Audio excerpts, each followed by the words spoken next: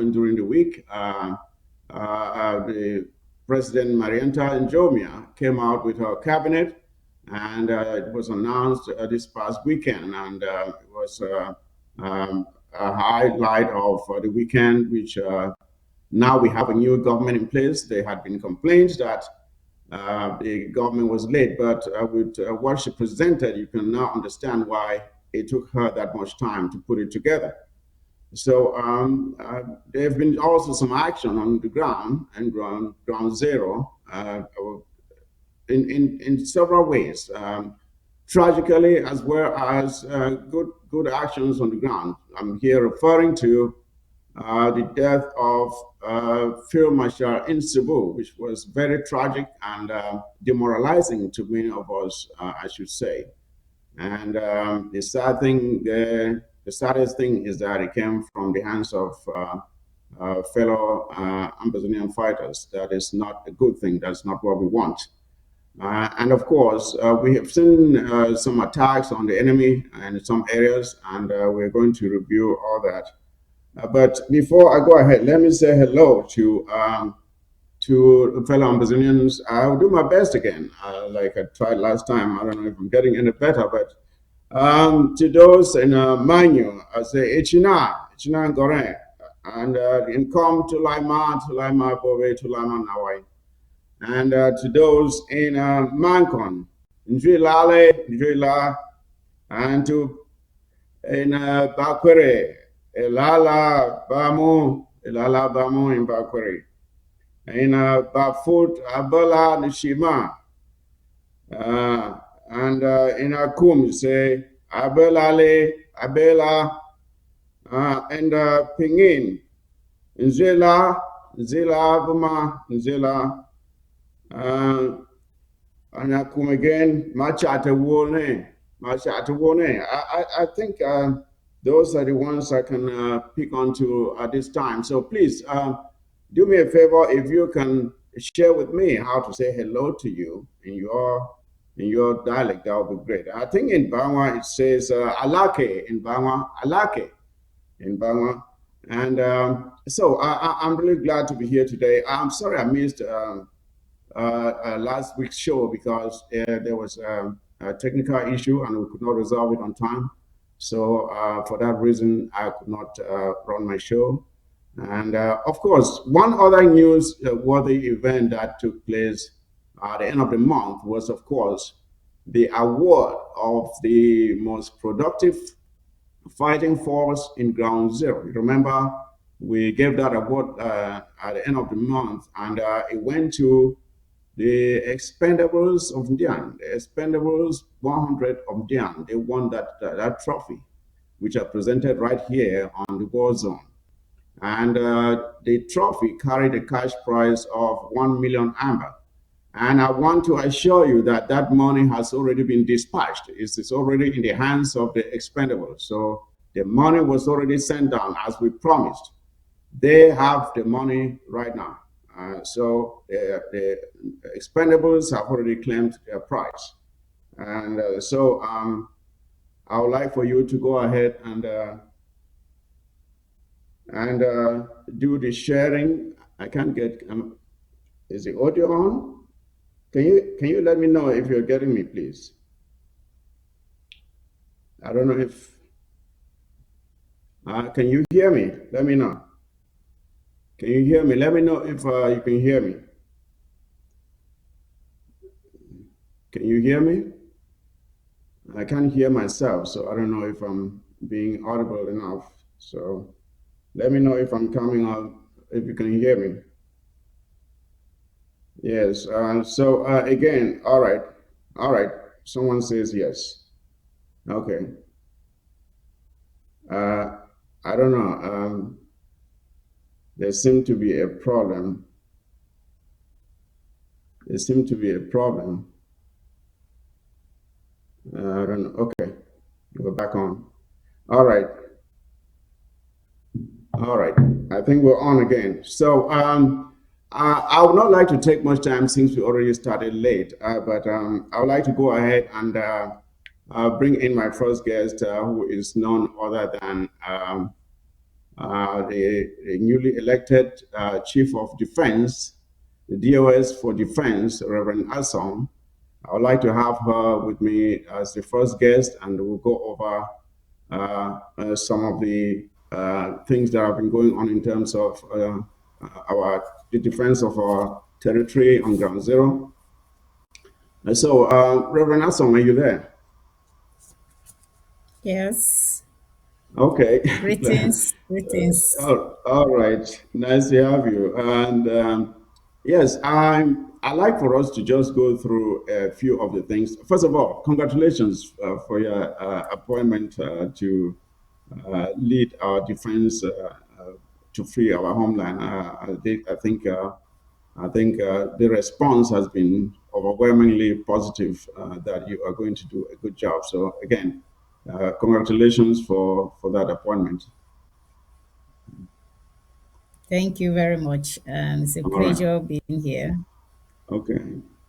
All right. Thank you, I know. Ambazonians. Go ahead. Okay. Mhm. You know, I'm a preacher, so I can just preach. So, Yeah, go ahead. Preach. Preach the Lord. so thank you very much, Ambazonians. And thank you, Mike, for bringing me for such a short notice. But as a warrior, I am always available and ready to answer the call at any time. So I want to assure Amazonians to come on board and watch this wonderful war room show so you can learn a lot from this program. We're going to All be right. having a lot of panelists, so don't miss it. Yes. Please come on board. Thank Thank you. Thank you. you very much. Thank you. Thank you for coming on board at such a short notice, actually. There were a few things we were still trying to put in place, so we were not very sure if we're going to make it. That explains the late notification. But in any case, again, thanks for coming on board. Before I bring in Reverend Atenjo and Dr. Atenjo and Reverend Michael Chan, I just want us to take a look at some of the things that have been going on in our struggle with regards to social media. I had a few audios that I received, and I'm sure you received them as well, which were uh, sent out by blacklegs and enablers, where they were touting each other, they were congratulating each other and sharing information on how to deceive our fighters and to manipulate them to surrender to the enemy. And they were really salivating for what they have done, which is just devilish, of course. But I want you to just take a jab at what you see, this trend, which is emerging because I think La Republic has realized that they cannot win us squarely in the battlefield. So they're now employing some very dubious tactics. I'm talking about an audio that involved one infamous, I shouldn't say famous, infamous Clovis. One infamous Clovis. He used to be at a DDR center. I think the last time we saw him, he was roasting corn somewhere down in the south or somewhere there.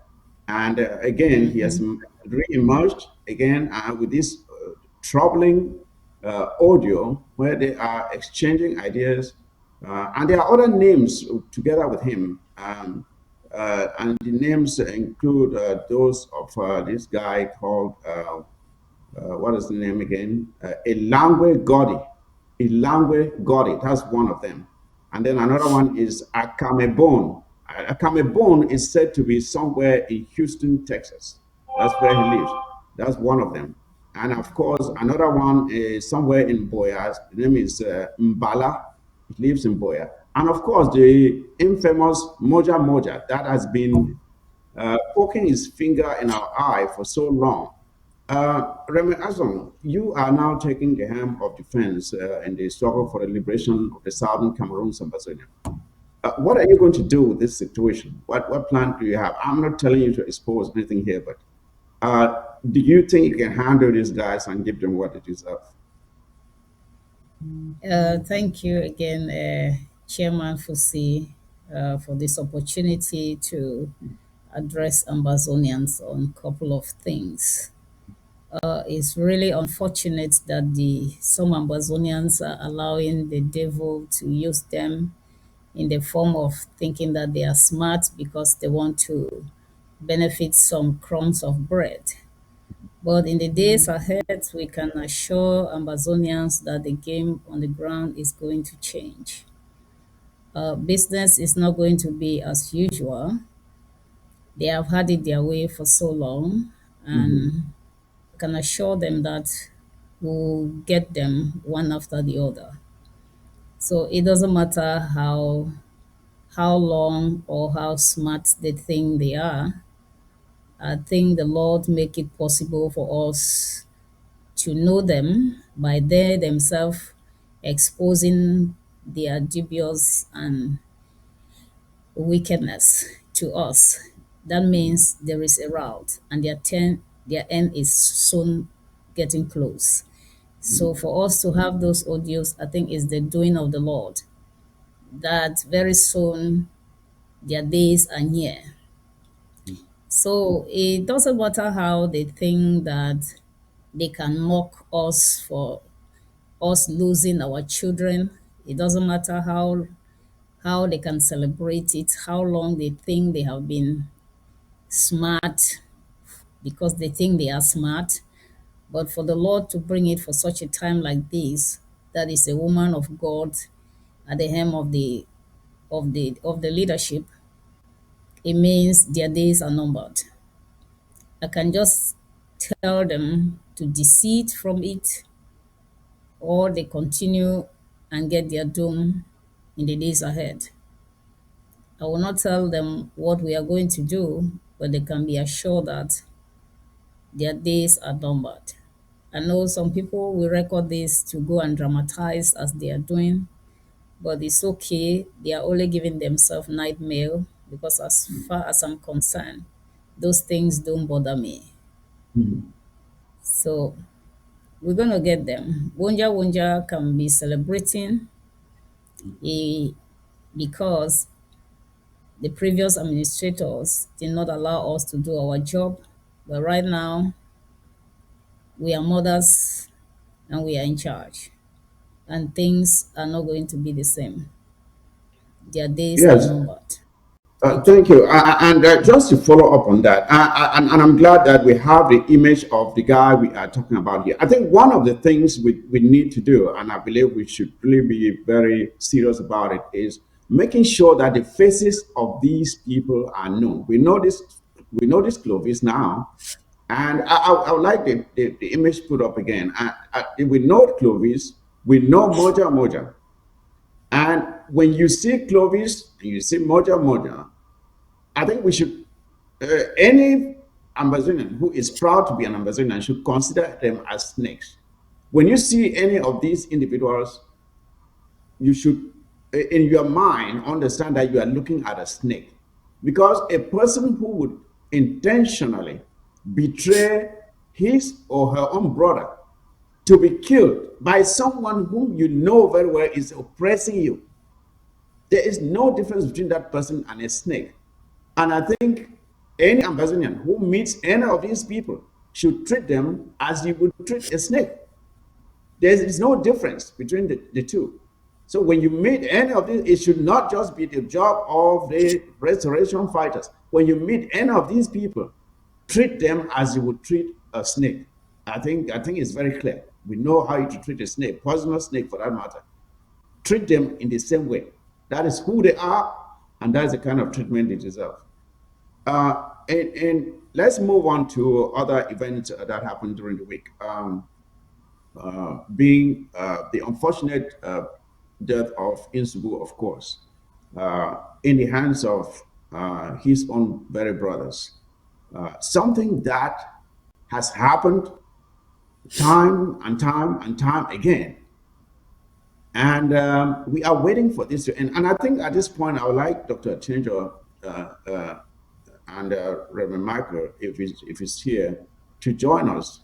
Let us put our heads together and figure out how to come out of this self-inflicted tragedy that we keep directing our own weapons at ourselves instead of at the enemy.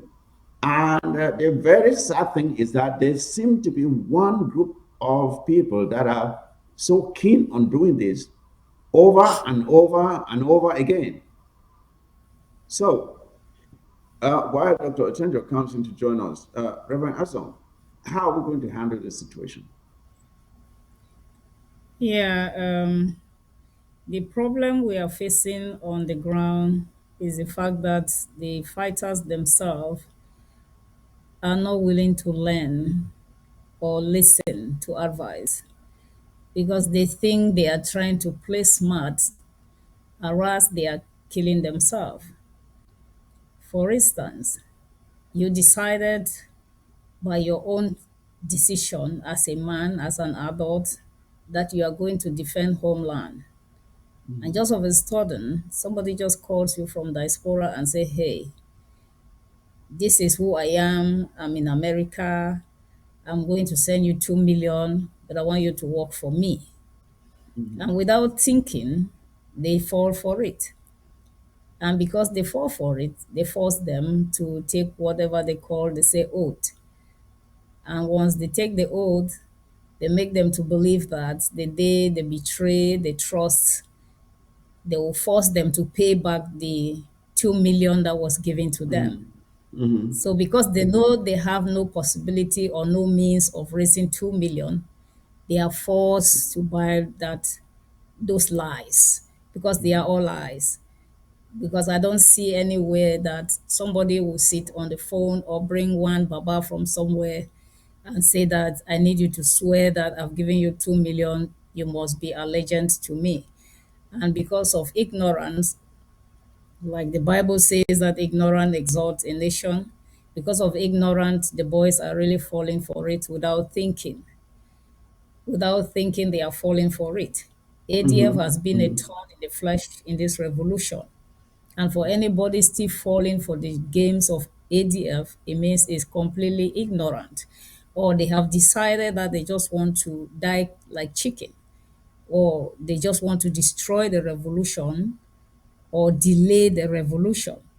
So we have a lot to do to educate our AROF to understand where we are coming from,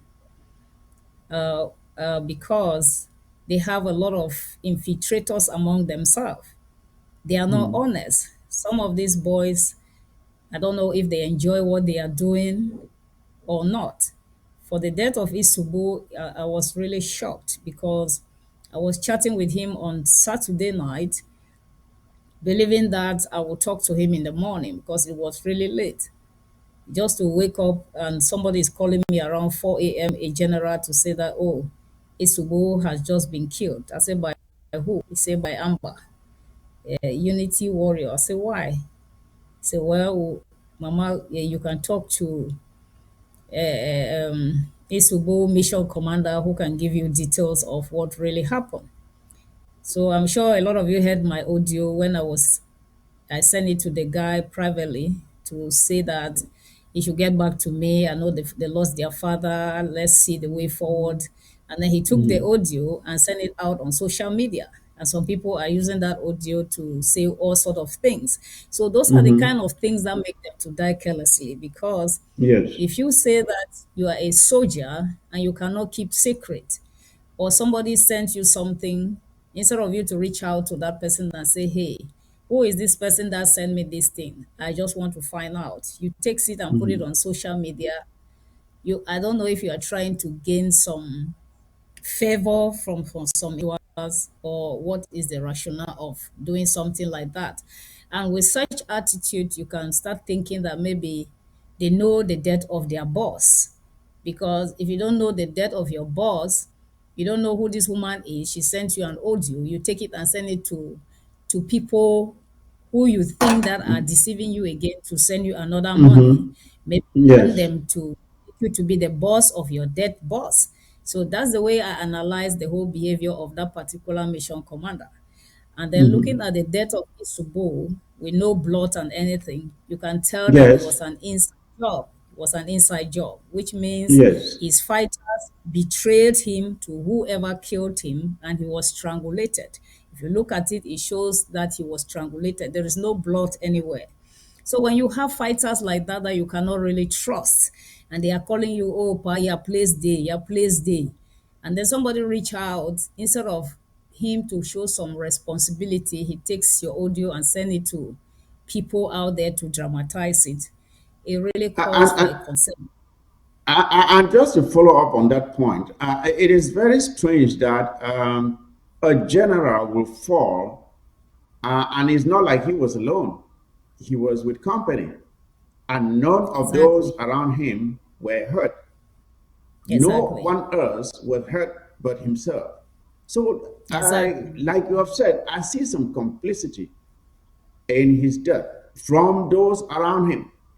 So I don't think That it was just someone out there who just waited for him, no, laid in that ambush, mission and shot him. Yeah. that mission commander needs to be interrogated because he's Mhm. the one that called the general that called me and said Isubu has been killed. And immediately he called that general to tell that Isubu has been killed. The general called me. He should be interrogated to tell us exactly what happened because he's the one that I sent an audio and then he took that audio and sent it out. It's high time for Ambazonians to stop accusing other people instead of looking from the inside to know exactly what happened, why it happened, what transpired, what was going on, where were you guys going to, So they need to really interrogate and stop pointing Yes. accusation to somewhere else, you know, even if it means that the Unity Warrior did the job, an insider in Isubu camp, Aided them. Yes, Isubu he set aided them. help There's there's them to do the job. there's So we always a have there's to be always a Judas. There's always that Judas that will betray the exactly, master. It's always like that. There's always an inside job. exactly, Someone has to exactly, betray you for you to be captured by the enemy. That is, I believe that is what exactly. happened. Yes, someone Yes, within Insubu's camp knew Subu's camp, exactly what exactly. was going to happen. Going to happen, Yes. yes. And may Yes, have and even influenced him to let his guard down so that he will easily be captured. So it's exactly. something, like you said, it's something to be investigated. So we'll leave that for now. One other thing I Yes. would like for us to talk about is um, the relationship between our fighters and our civilians. In the past week, we saw skirmishes up in, I think, in Oku and somewhere in the southern zone as well between our population and and our fighters. And this is something that I have always said that I've always preached to our fighters that look, your security lies with the population. How you treat them matters. But then there is also this situation which our population has been so impoverished, which is exactly what La Republic wanted. They wanted to allow our people to be so starved. When someone is so thirsty and he just needs something to quench the thirst, and you tempt that person can easily fall for your temptation. And that is what they did. They came in and they destroyed all of our companies, our businesses, and everything to make sure that we were so poor that when they come and throw some corn, we will be fighting over it. That is what is happening now. They will come and deceive our population with maybe 5,000, sometimes not maybe not even that. Sometimes as little as bottles of beer, and they will go around betraying their own very brothers and sisters. So, what is happening with our population where these enablers who hide in La Republic, they don't even live there. They come under protection from the colonial military, and they come and stand there and they make statements, they deceive the population to come out, and then as soon as the occasion is done, they leave, and then the revenge comes on the innocent civilians instead, and the deed is already done.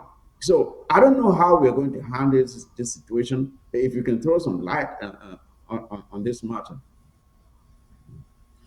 Thank you very much. I would like to let our people know that nothing good comes easy. We understand their pains, We know exactly what they are going through, but that should not really push them to sell their souls to the devil. Because La Republique, we have to remember La Republique is the devil here. And he's the one that our children have decided to give up their own life, to cut their life short, to make sure that their brothers and sisters, their unborn children, will one day come and enjoy the fruits of the land. So I will want to tell our brothers and sisters that are going around conniving with La Republique to destroy our children that have sacrificed their life to stay in the forest, to desist from those activities. Because honestly speaking, we know that you guys are really sacrificing, but that should not push you guys to this extent that you are willing to kill your own children, the children that you carry in your womb for 9 months. I mean, we have to think, no matter the rate of frustration or difficulties, we know our boys have made mistakes. But there is a saying that when the child poop on your laps, you clean it and still bring back the child. You cannot cut the Oh leg no! off or just I pull hope the child, right? I hope. So Yeah, I was just for hoping it, that the image is taken away because I don't want us shut down again like last time. The images, yeah, let's keep those images aside because I think Facebook does not want to see them and they can shut us down. yeah. So continue. So talking about that, I also want to tell our boys that it's really pathetic to for us to see them really naked their mothers. It doesn't speak well of us. No Yes. matter the atrocities, you cannot humiliate your own parents to that extent. You Yes. can punish them. There are a lot of ways you can punish them, but to make them be humiliated to this extent of exposing them their body parts, I don't think it's a good thing. I know you guys It are is not. hurt, but it is not acceptable. It is not encouraging. It is not acceptable. We understand your frustration, but there are other ways you can punish them. You can either punish them by beating them, but not to humiliate them to that extent. We don't encourage it. We don't accept it. It is not acceptable in all the 13 counties. It is not acceptable. Okay. And for the civilians, it is not acceptable, it is not tolerated for you to join La Republique to look for our boys or to destroy their properties or to go with La Republique looking for them in the bushes. Let me send this message to the people of Kupe Maninguba, Nguti especially. We've received a report last week that all the Juju people, whatever you guys call yourself, that you are going to use your juju to go to all the bushes and look for those ARF. I want to ask you people a question. With all the juju that you have, why have you not been able to chase La Republique out of the land so that the kids too Yeah. can come out of the bushes? Why are Yes. you trying to use your own witchcraft on your own children? Why don't you use the witchcraft to chase the enemies that have made your children to become radicals like you are saying? Why will you want to use it to go and chase them and kill them? Does it mean that you've forgotten so soon how your wife went through labor? You've forgotten so soon the pains your wife went through when she was pregnant for that child? Have you asked yourself a question that, but why? What happened that this child have decided to live in the forest? Please, Kupe Maningwa, listen to me and listen good. I was told that in the days of Makiza, you guys use broom to chase the enemies out. Please use the same broom to chase La Republique out so that those children can come out of the bush and live freely at home. The reason Yes. why they are in the bushes is because they don't have jobs. Even if it's first school living certificate that they have, if the country was good, they will be able to have something that can give them food and give them assurance for their future. But because everything has been taken away by colonial masters, that's why they are doing what they are doing. I will urge all of you to cooperate and make sure you use your juju in the right direction. Don't use juju on ARF. Use juju on La Republique. Because if we discover that you are that juju man that took La Republique to the forest to look for those people, trust me, even the God of Abraham, Isaac, and Jacob will visit you. And you will be shocked that you that used to be very powerful juju man, the Lord has taken away the powers from you because there's nothing above God. This Yes, money indeed. goes to, Yes, I thank did. you. I'm talking about the juju. I don't know the foolishness that we keep making. You remember when Paul Biya was made president? All of our chiefs and founs they gathered and they took him to all the sacred shrines and they made him what I think in the northern zone they made him fun of funds or whatever. We gave him all those or the high level traditional treatment and we made him so strong that now we can't even destroy him anymore. And we keep making Exactly. this tragic mistake. We have not learned our mistakes yet. uh.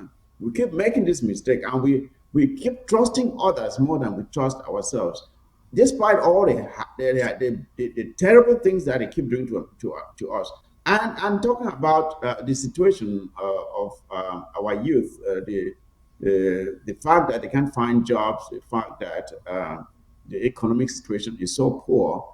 That would be the second part of this show, which would go into detail as to how we got here and what our relationship with Larafik for over 60 years has been. So, the last item on defense that I would like for you to talk about, I know you don't have much time, but it will be firepower on the ground. Everyone keeps calling for firepower. That is what they need.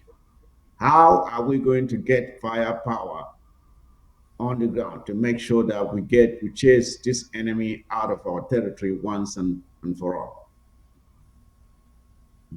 Thank you. I can assure Ambazonians that the new sheriff that is in town are not looking at faces. We're not here to play games. We're not doing favoritism.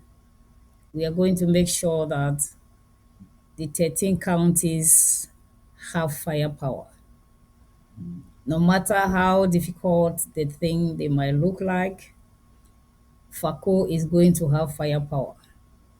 Mezam is going to have firepower. Momo is going to have firepower because those are the counties.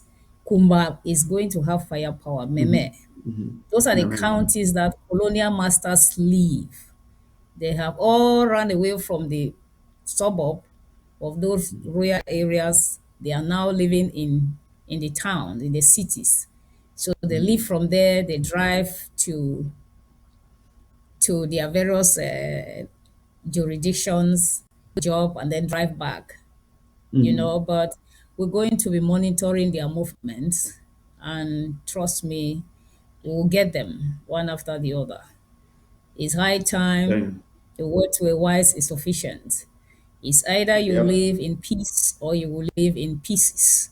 We're not going to chew our words on that because you are the one that have been encouraging Paul Biya or whoever Diongute to send more troops to kill and burn and render our parents homeless.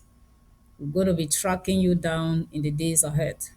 We'll monitor you guys keenly and we'll make sure the pains you have inflicted on our parents will inflict the same pains on you. We might not get you, but we might get your families. That is an assurance. We're going to get it by fire, by fire. All I can tell Amazonians is be patient. We need your finances because we are taking over with no budget. And how can we implement anything with no budget? The little money that was raised for ARF, it cannot even handle two counties. What can 34,000 or $40,000 do for 13 counties and 61 LGs? So we cannot be expecting a lot from us when we don't have the finances. So if you really want to see us do stuff, we need you to dip your hands in your pocket and test us and say, let's see how these new sheriffs are going to operate. If we operate differently, come full swim. But give us something to start with and then wait in the days ahead and see what happens. Then you can ask questions and say, we gave you $100,000. What did you do with the money? What did you do with it? That's Yep. all I can tell them. All So right. we need, You heard it from the chief of defense herself, and talking about using your funds. I think one of the issues we have had in this struggle is not just that of having funds, but having the funds used judiciously for the purpose for which it was intended. So I think if the funds are properly managed, however, what is received and properly managed, you may be surprised, not because of the huge amount, but how it is managed. It is very important. We have raised huge sums of money in this struggle, and those huge sums have not yielded the fruits that were intended. So I think, Reverend Assom mentioned, the management of funds will be different henceforth. That means there will be accountability, and those managing, there will be checks and balances to make sure that when you are assigned to do something, you have to come back and give a report on what you did and how it went. If it didn't go well, you have to explain why it didn't go well, and that is going to be the way forward. Reverend Assam, I don't know if you have more time to. Is Dr. Attenjo, are you there? Before we transition into the next phase, I need to know that my guests are Yes, there. I'm here. Okay, all right. And how about Reverend Michael? Are you there? Probably not. Okay, we'll proceed. Remasom, if you have more time to spend with us, that's fine. But if you don't, I'll give you a chance to say your final words. I know you indicated that you won't have much time to spend on the show. So if you have a final word to say to Ambazonians before you sign off, then I'll take the rest of the program with Dr. Achenjo. okay.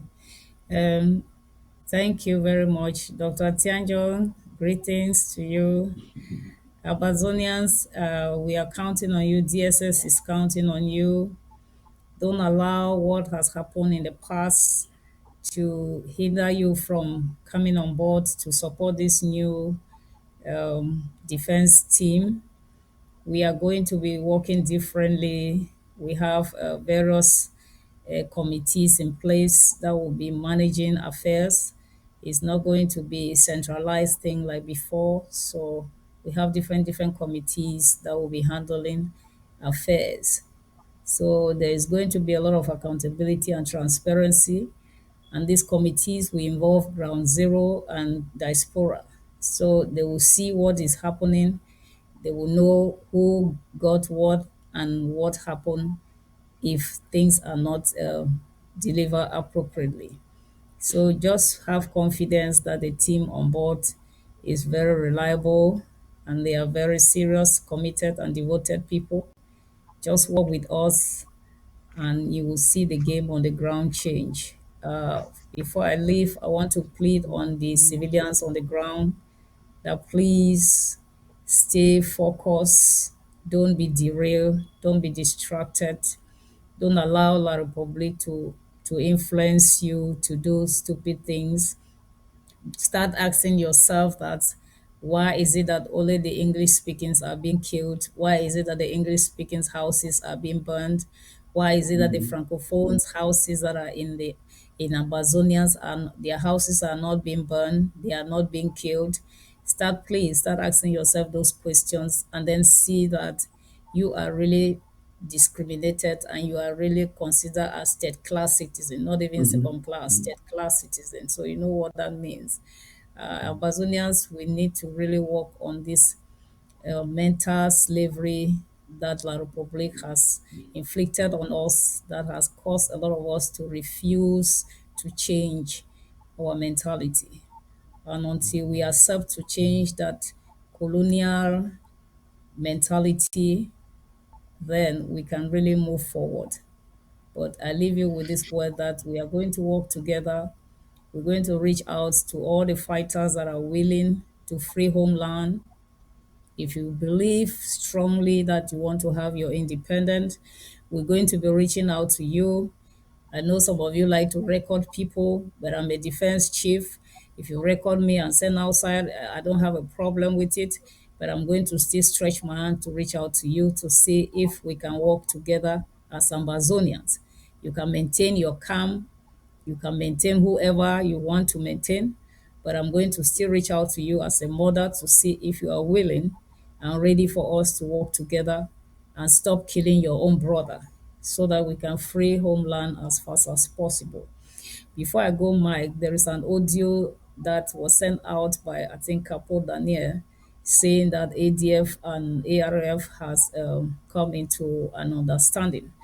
I want to make this very clear that if we have to work with ADF, we have to begin with their chain of command for them to assure us that we are going to collaborate to free homeland. So any ARF that is being deceived that this IG has had any agreement or understanding on us working together, we have not done that yet.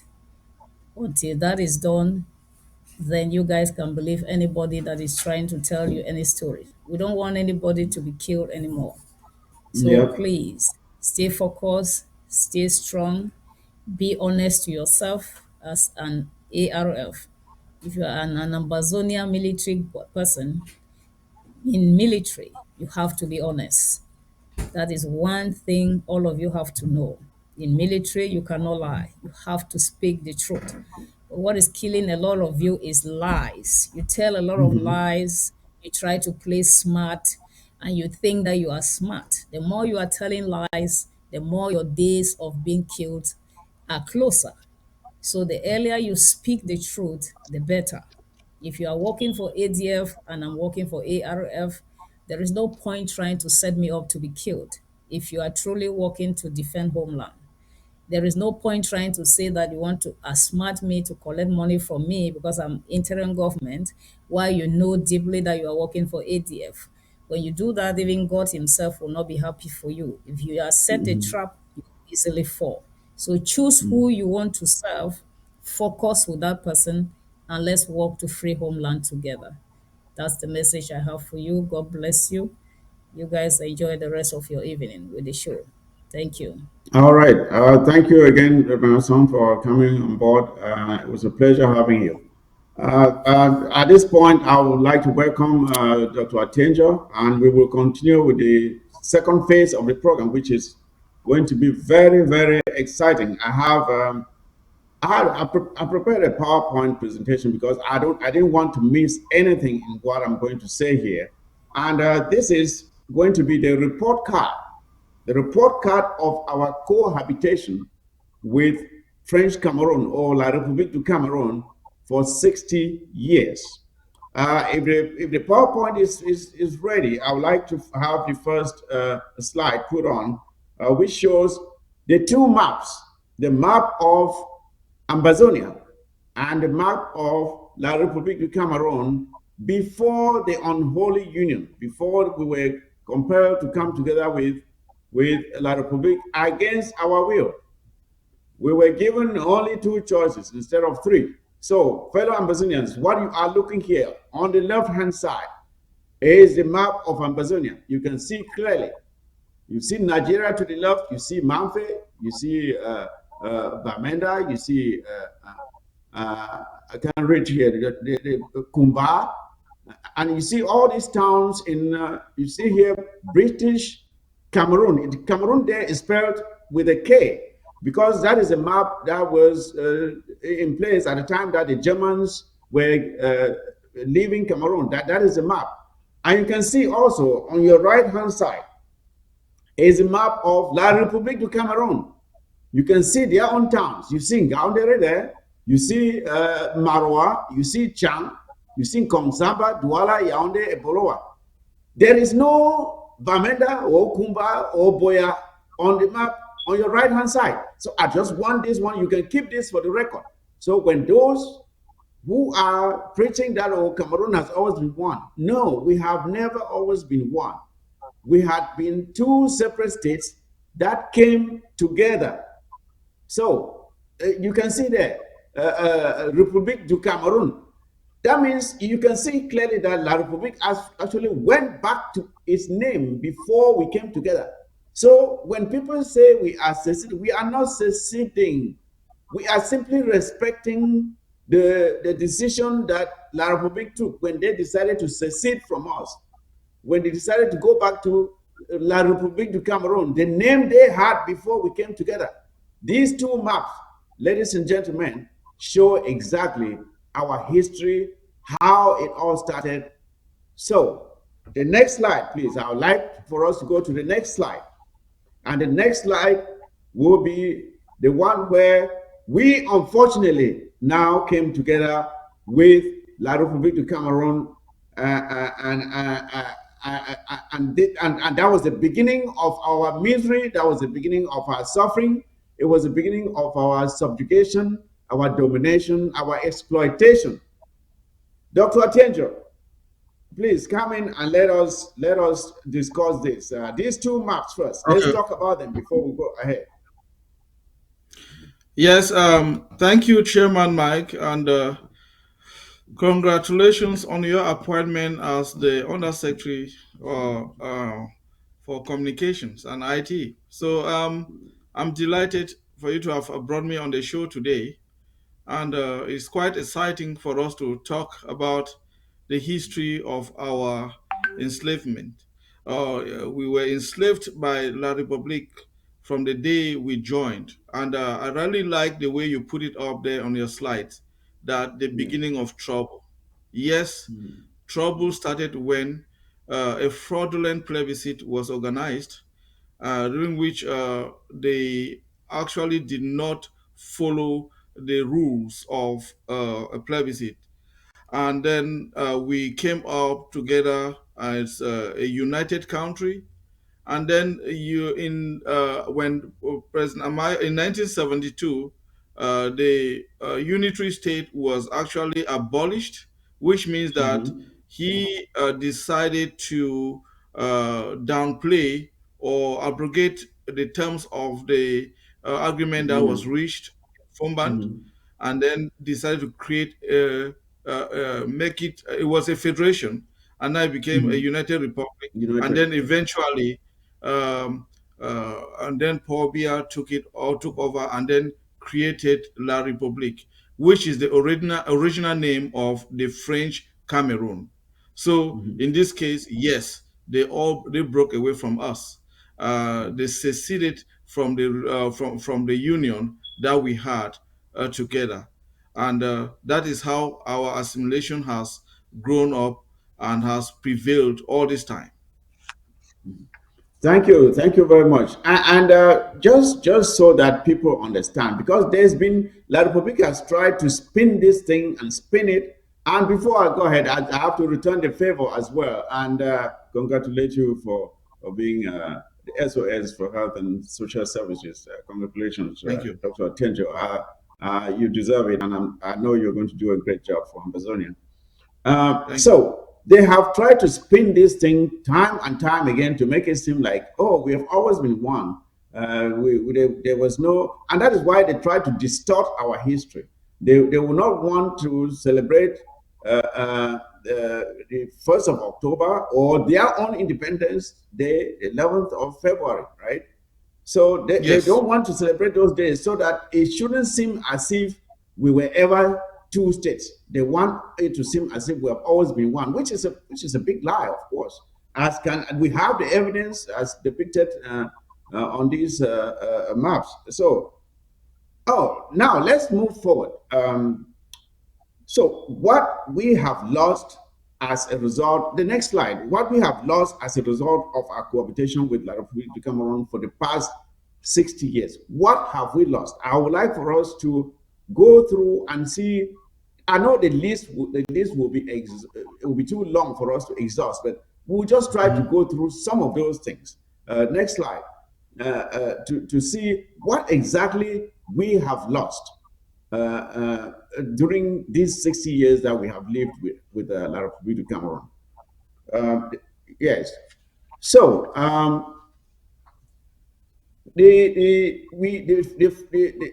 very first thing I want us to take a look at is the cultural pollution and corruption. Cultural Yes. pollution and corruption. We have seen the result of this cultural pollution and corruption on our chiefs and funds who have now been turned into messengers and errand boys, and they send them to run around and deceiving their own very subjects. Some of these funds are deceiving their own very subjects. Some are hiding in Yaoundé as we speak. They are hiding in Yaoundé. They have run away from their own people, and they are hiding in the territory of the enemy. How shameful. Some of our funds, by tradition, normally are not even supposed to shake the hand of anybody.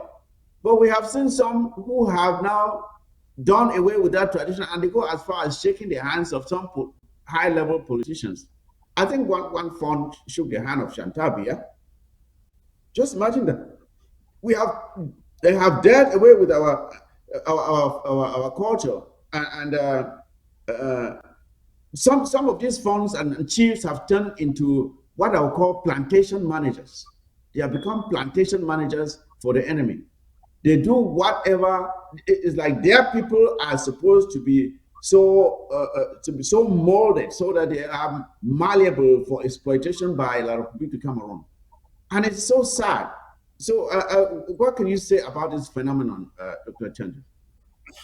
Well, thank you, Chairman Mike. There's something I would like to bring to your attention about the slavery and the substandard conditions that our funds and chiefs have been placed. You know, the fundums, our funds were highly respected in the society of Mm-hmm. the Anglo-Saxon society. And these funds have had respect accorded to them from every walks of life. But Mm-hmm. today, the situation is so deplorable to an extent that I'm going to explain certain things that I've personally witnessed. You know, the there is something that La Republic introduced, what we call reclassification or classification of chiefs. You Mm-hmm. know, Mm-hmm. classification of chiefs to first class, second class, third class, and even unrecognized is a problem.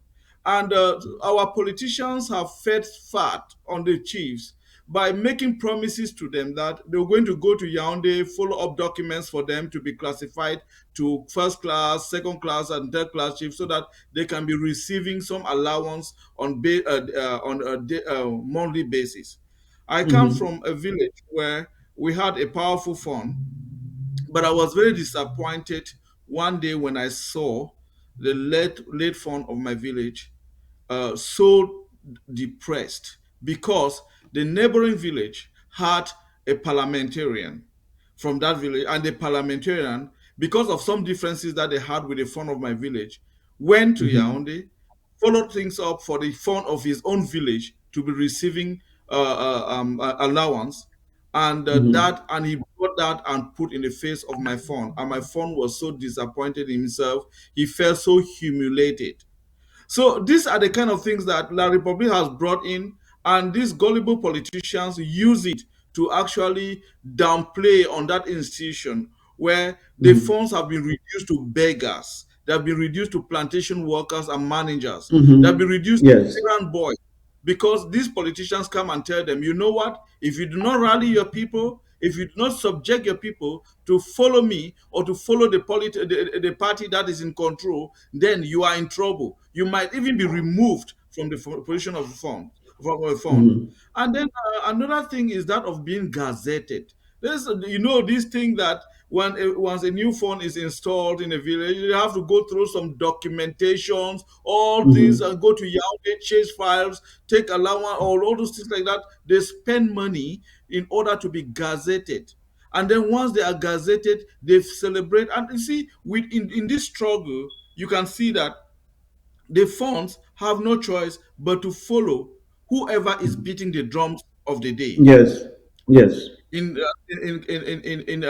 a ground in diaspora in the republic, you know, Mhm, the mhm. CPDM, the ruling party there, so they would actually subject all the funds to be, even though they call them auxiliary of the administration, but that is not Mhm. true. When they It's want not. votes, integral part of the administration. But when they don't have one vote, or they want them to give perform some services for them, they say, you know what, you are integral, and then when they are not, they say, no, you are auxiliary to the administration. Because when the benefits come for them to run occasions like Youth Day or 20th Mhm. May, the administrators take order. The chef de terre, they call the chef de terre, sub dio Mhm. and senior dio.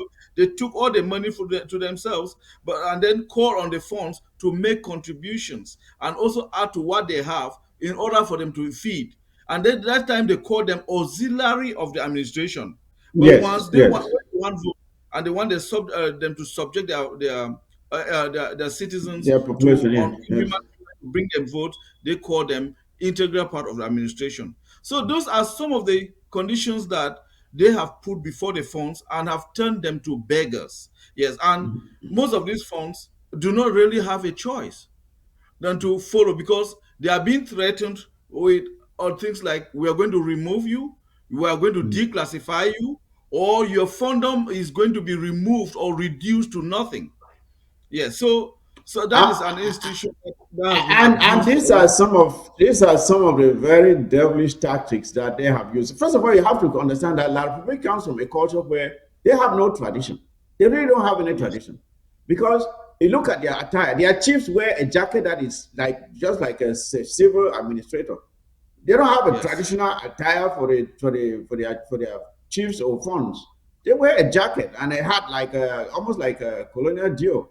So they yes, really don't have any culture. So when they come to us and they see how the rich culture that we have, and the influence, what they really are after is the influence of these funds and chiefs, because to them, their own chiefs and funds, you can meet a chief in the bar and slap him in the head, and it doesn't mean anything.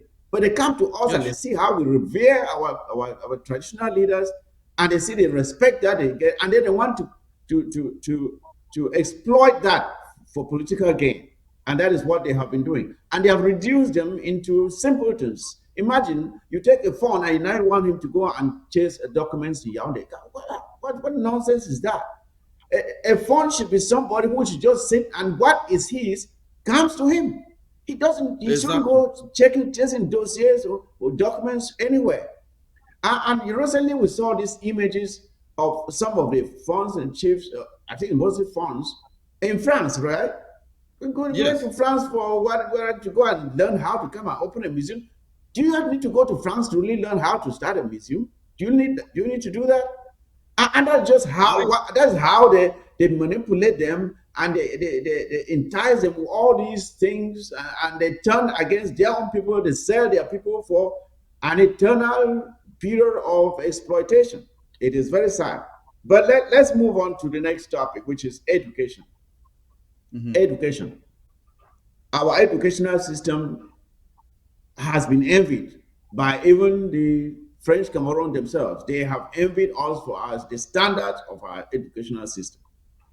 But they have come in now and they have adulterated our educational system with sending us teachers who speak a language that we cannot even understand. You had an audio recently of a teacher that was teaching, I think it was University of Bamenda, right? And he Yes, was supposed to be teaching economics. I tried to listen to that thing and I could not understand what that guy was talking about. It was just a mixture of some few French words and some English words, and it was just terrible. It was just sad. And that was supposed to be a university lecturer. Imagine that. yes, Uh, the imposition yes, of these non English speaking teachers in our classrooms, the archaic curriculum, uh, the kind of educational system that is oriented towards service. That means you are there to learn just how to come out and take instructions. It does not teach you creativity. It does not teach you how to make anything, to bring anything, to create anything, to establish anything or to manage anything. You go to school just to come out and you are told, okay, take this thing and put there and you put it. Take this thing and put it here, put it. Take this file. This is how you file it. It does not teach you how to be innovative, to be creative, Yes. to be a producer, a manufacturer. There's nothing like that. So, and the main reason is to make sure that and the curriculum, first of all, is written by France. We don't write our own curricula in our schools. And then they sit there and they write it so that we continue to depend on them for everything because they don't want us to set up to establish our own factories. So we continue buying from them. We continue buying from them because when we start producing, then we stop buying from them. But they don't want that. They want us to be forever dependent on them. So with this educational system, which uh, uh, it's just pathetic compared to what it used to be. What can you say about it, Dr. Attention? Well, in education, it's been a very terrible devastation of our educational system, where everything has been polluted, starting from the language itself to all the subjects, and the whole curriculum has been tailored in a way that does not provide any professionalism to Mm-hmm. our people. This Mm-hmm. French educational system is just something that you get into the classroom to go and learn how to draw grasshoppers, while you have the same counterparts in China and Japan, United States are developing how you can build some machines that are going to help people. Yes. So Yes. our educational system has been reduced to nothing, and that is why you see that many of our students nowadays, when they graduate from high school, graduate from secondary school, high school, university, they are not even capable. They are not. They cannot speak English. They cannot Yes. actually put their verbs in the right and form the syntax and semantics of the English language, which has been actually destroyed by the French. Why? How would you take somebody who has been speaking French all through his or her life to come and teach? I remember I had a professor when I was in the University of Boya, when I was doing my first degree there in zoology. He taught me it was biostatistics. Mm-hmm. Everything was in French. We never knew what this guy was teaching. So Yes. in French statistics and also in statistics, you can always learn from the figures and how they do the math. Yeah, without Mm-hmm. doubt, we would not have known what we were doing with this guy. He would come there, his lecture for an hour and a half, and pronounce time as tam, and then all those Yes. things like that Oh, oh, people will oh. not even understand. So yes, we have an adulterated system of education. English language has been brought to the lowest standards that has ever existed. And in those days of the London GCE, Mm-hmm. and yes, they used to call city and guilds for the commercial. Yes. Yes. Yes, Yes. all those. I Yes. grew up and I learned about those things, and this is when Southern Cameroonians could be proud of their education because Mm-hmm. those who graduated, who passed the ordinary levels, passed the advanced levels, went to the university in those days, were actually brought up in the Anglo-Saxon system of education. Look at how the University of Buea started. It started on a good footing, where they were admitting students with a certain level of points in the GCE. Yes. But GPA. because of Yeah. the fact that they saw the strength of the English sector or the Anglo-Saxon system of education, French started polluting, and they got in, and they even gave it got to a point that they gave a certain number that must be admitted. 500 students must be admitted from French zone, must be admitted to the university every year, and that is how the standards started deteriorating. Just started And of going course, down. Started going down. people Yeah. even in the Yeah. University of Buea Yeah. studying, yeah. Yeah, and that is what they've been doing. I can tell you that even right there in my village, people were complaining that they get up one day and then you see students passing and they're speaking French. Huh? PSS, Yes, Bafut, and they're just everywhere because they have realized the yes, benefit of the English language worldwide, and they are sending their kids to come in now with their terrible culture, and they are destroying everything. So, in fact, the experience of French teachers messing people up, I had that experience uh, where we yes, had teachers who were supposed to teach us in a technical high school who were just teaching in pidgin, pure pidgin. Huh? Huh? yes, Say, some will come, it's your term now. You want to go peace? You can go peace. That's a teacher in class. Hmm? It's yes, not made up stories. Huh? So it's just terrible, and this is something that we really need to disentangle ourselves from these people because, first of all, as we are talking about education, what Ambazonians need to understand is this: we will never buy and sell our way into prosperity. Never. If Ambazonia has to be a prosperous and rich nation that it ought to be, we must learn to make our own stuff. Just like you see China. China makes this stuff. And people say, oh, it's cheap stuff, cheap stuff. China is knocking at the door to beat America as the world richest country. They make these things and people say, oh, it's cheap, but they are selling. You complain, but you buy. I'm not saying when we start making, we have to make cheap stuff. But in order for us to be prosperous, we must be able to make our own stuff. And we cannot make our own stuff without the educational professionals coming out of our schools to fill those jobs. So when we take over our territory, the first thing we have to do is completely overhaul our curriculum and put in place a curriculum that is progressive, that would train students who will come out to be job creators, not job seekers. Like right now, you have people who come out. Everyone comes out and he wants to be a teacher. You're teaching. Everybody cannot be a teacher. What are you teaching? You have to be innovative. So we have to completely overhaul that thing they call a curriculum and put in place something that will serve our students well, so they can exactly. compete globally with other students around the world and create the jobs that our graduating students will be able to fill those jobs. So let's move on to economy and business and businesses that were destroyed. And I have a Yes, whole list here. We have Produce Marketing Board, of course. We have WADA, we have UNVDA, PowerCam, Naga Company, Liva Automobile, uh, Cameroon Bank, Santa Coffee, PWD, you name the rest. All these companies, these are all companies. Tico Airport, Manfe Airport. What I would like to do in the days ahead is I would like people to actually go and take some pictures of what these places look like today, so that we can see, so Ambazonians can see the depravity that has been imposed on us. Tico Airport used to be an international airport. That's planes will leave there, fly to Accra, Ghana, Nigeria, all over. I think I saw an itinerary of. I wasn't old enough then to know what was going on. I saw an itinerary that someone circulated recently of the fares that were paid at the time to fly from Tico Airport. They have brought it down.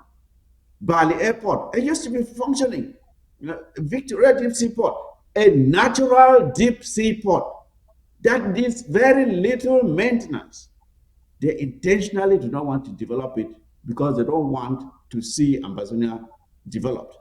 They want us to continue to depend on them so that when you go out and you're coming back, you stop in Douala. You're paying a taxi, you're paying it in Douala. The money stays there. You are eating in the restaurant, you're eating in Douala. The money stays there. You leave to go to whatever area you're going to, Bamenda, you stop somewhere, you're stopping somewhere on the road in French Cameroon. You are buying food there, you are buying the drink there, the money stays there. So they keep draining us. They keep draining us. They keep draining us. That is what they have done to us. It's not by accident, it is deliberate. They did it deliberately to reduce also that we are economically dependent on them. So when they come now, like they are doing now, they come and throw us a few coins or 5,000 People fight over it. You're willing to kill your brother. You're willing to sell your brother for 5,000 francs. They did it to us, and they did it on purpose. Dr. Change, your comments. Oh, Lord. What do I say? I feel like tears running on my cheeks because I did not see all this. I was too young and I got up, but I've heard about all this. When you drive from Boya through Moyoka, you pass where the power cam was, where the hydroelectricity was, Mm-hmm. and the place looks so desolate. And the houses around there do not even have electricity. And I just imagine how a whole hydroelectricity dam was demolished and all the structures carried away from our people. I Yes. just imagine how the Tico airport was an international airport, and today you cannot even find traces of the Tico airport. People are already farming, the whole place has been desolated. If you go to the CDC, CDC is a shadow of itself. Where Mm-hmm. is the Cameroon Bank, the farmers cooperative? And one time I was passing through Mbengwi, and there's a place, a village there called Nyen in Menimo, LGA. There was a Mm-hmm. whole big cooperative there, very nice house that was built, cement block, roofed, stones, and all the compound was glittering, fenced. Mm-hmm. But elephant grass has consumed the entire premises. You go to get the cooperative that was there collecting coffee is non-existent. There was a Dr. court. Tenjo, Dr. Tenjo, before I lose my thoughts on that, man, talking about the cooperative, growing up, the cooperative was the main employer of students during holidays. You Yes, know that when yes. you leave school during the holidays, you can go and pick coffee or you can go and pick cocoa, and that is how you're going to get some money for when you go back to school. and during school too, students whose parents were coffee farmers or cocoa farmers, that was a guarantee for your school fee. So when they were sending other students home for school fee, whose father has a coffee farm, you were not sent home because they know that when your father sells coffee, your school fee will be Those paid. did not. When your father Yes. sells cocoa, your school fee will be paid. So all those things have now been destroyed. The marketing board was a huge employer, and they deliberately dealt away with it. So I'm So sorry for cutting you. I just wanted to make that yeah, point. thank you. So as I was saying, to talk about the deep sea port, a natural seaport that we have. Sometimes why I say so that I feel like crying is, where do our brothers keep their heads when we have been turned into from an economic boom to economic beggars? Our Mhm. economy now depends on these people over the Mongo. We go and Mhm. buy things from them, things that are produced in our land, then we go and buy it from them. Today, you Mhm. want to buy ceiling boards, you go to Douala. But they come and get the timber. They come and get it from our land and go over Yes. there and do whatever they are going to do. So, where are we today? Our economy has been completely obliterated, and Mhm. we have been rendered to beggars in a system that is so rich. In a system that is so rich. Let me tell you something. My dad was a teacher, a primary school teacher, and he told me that in those days he used to leave the village to his school, to the bank, to save money in the bank, not to take. He goes now for his salaries, and he gets some other money from the village because of his cocoa or coffee that he was Mhm. growing. Mhm. To save money, Yes. he will stay like 3 months without taking his salaries. He will be there in his account. Mhm. But things changed. Things suddenly changed. So our economy has been pushed to the edge, has been pushed to a situation where we in the southern Cameroons or in Ambazonia have been reduced to beggars. We are working so hard to make life, but They are taking it away from us and then give it to us at giveaway prices. They buy our stuff at giveaway prices. The big markets are in the friend zones. We don't have any big Yes. markets in our territory. We produce things and we cannot sell them at the prices that we want. They come and buy them cheap from us because the roads are not, first of all, there, the markets are not there, the banks are not there, the transportation means are not there. They have It's not destroyed everything. there. Everything has been, the seaport has been destroyed. There's nothing. But one thing that disturbs me, comrade, Mr. Chairman, one thing that disturbs me is I really stand to ask the chiefs of FACO, the indigenes of FACO, our brothers and sisters who are so deeply rooted in SACO, what are they thinking when they go and they play the game with La Republique? Do they ever think that developing the deep sea port in Limbe is not something that they should be proud of? The road, look at the road that is going to Limbe, where they get the Sonara is. Limbe is supposed to have a two-way road where You mean there are Victoria? five You mean lanes Victoria? on one side. Yeah, Victoria. Sorry. It's supposed to have 5 lanes on one side and the other side 5 lanes. That is the Mhm. source of where we get our petroleum. Why is the road not tarred? And then look at Indian. That is the Kuwait of Mhm. Ambazonia. Yes. Dian does not even have roads. They don't have bridges. What is going on with politicians? Because if I'm a No. politician, the first thing I think is that before I put something in my mouth, my people must enjoy because I'm representing them. They must have a good road. They must have electricity. They must have water. They must have all those The, basic the, necessities. the, the problem is that, and that is the problem, Dr. Tanja, that is the problem.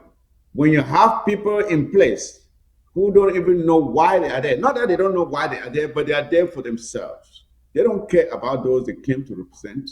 They don't care about those they came to represent. I'm talking about opportunities that exist in our territory that have intentionally not been exploited. And here Yes, I will talk about the mention falls. The mention falls that can produce electricity that will even allow us to sell some of it to Nigeria because we will not be able yes, to consume the amount, the megawatts of electricity that will be coming out of the mention falls. But La Republic sure, will not develop it because it is in our soil. They intentionally abandon it, and we are having power outages every day. Every day, people don't have, oh, the lights are out, the lights are out. And you have a natural source of generation of electricity there to exploit, and you intentionally don't want to do it. Look at Rice. That used to be a place that produced rice. And do you know how much we spend on importing rice each year? Why are we importing rice? We should not be importing any rice because we can grow our own rice right in our country and and even sell some of it. And now I think recently they were trying to sell it to the Chinese. So it shows that we are not able to manage anything. We're not able to, or we intentionally don't want to manage. Well, it's not surprising because anything that they lay their hands on to manage goes to see even a whole country like that does not have an airline. Small countries in Africa have airlines, but La Republic does not have any airline. The last time I saw they were pushing their own airplane with their hands, like you're pushing a car yes. that is stuck. They were. Yes, that's the kind of country that we have. So They buy. let us move on to the political structure of government. Uh, Yeah. we came into the union with La Republique de Cameroon on the condition that the federal structure of government that was established, that was a guarantee that we will never be exploited. That's why they did it. That we will never be exploited. That's mentioned force right there. Yeah, Yes. that's mentioned force. So the federal system of government that was in place to guide us or to secure the, the the union between us and La République du Cameroon, that it was never to be changed, but they intentionally dealt away with it. And when our leaders at the time, like Gomjua, when they tried to raise their voice, they were intimidated and even killed. And that brings us to where we are today, as you mentioned, from the destruction of the federal system of government, we went now to the so-called The United unitary Republic. state. Yeah, that didn't last long. And Paul Biya finally put the nail on the coffin and went right back to La République du Cameroon. But yet, since they seceded, but they didn't want us to go. They still want us. They still tying us to them. You have already removed yourself, and you want us to take not because they like us, but because they like what we have. So we have gone through several attempts at democracy, which are just, of course, are just a mockery of what democracy is. And we have had elections, if you can call them elections, so-called elections, where the outcome is always known ahead of time. And we have tried what decentralization, which never worked. They have talked about this, they have talked about that, and I think the last attempt they did was their so-called what special status. What did they call that thing? And Yes. even that even that too they could not even implement. So, but we have nothing to do with that because we already took back our country and we're just trying to actualize it. So this political structure of government in La République du Cameroon is just laughable. A country that is led by what are called zombies, the walking dead. The country is led by the walking dead. And what really bothers me is that it seems like the youth, their brains have been taken out and they're just walking like, uh, I don't know, uh, things that have been man made and programmed not to react to anything. So, and La Republic, uh, it's just has reduced us to beggars, and they're taking everything from us. They're taking everything from us. They will not let us rest. As this image here shows, we've been reduced to beggars in the midst of plenty, right here in our own very country.